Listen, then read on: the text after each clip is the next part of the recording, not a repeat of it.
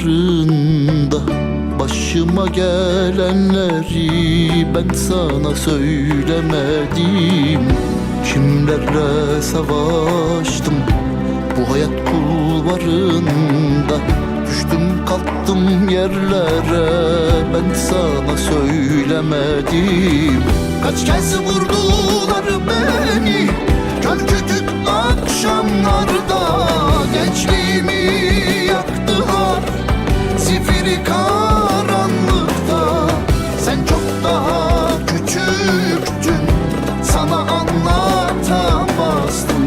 Belki kılır kalırdın, hayata tutunamazdım. Benim tek varlığımdın, ben sana kıyamazdım.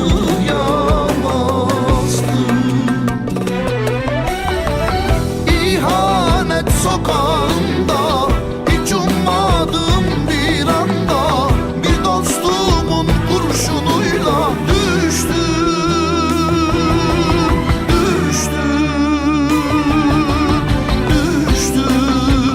vuruldum, düştüm. İhanet sokağında hiç ummadığım bir anda bir dostumun kurşunuyla düştüm,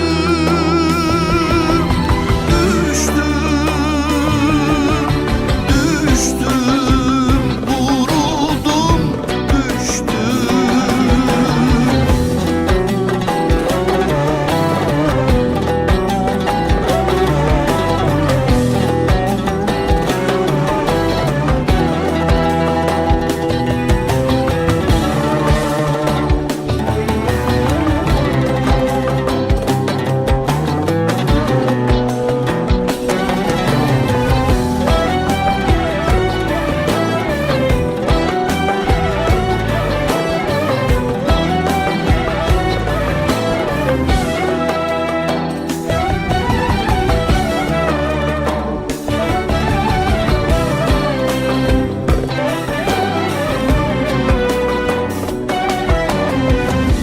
İnadına direndim, yıktım tüm engelleri, alaşağı ettim tüm kahpe zalimleri.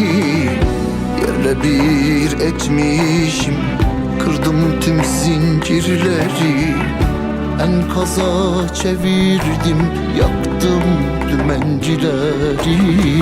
Kaç kez vurdular beni kör kütük akşamlarda, gençliğimi yaktılar zifiri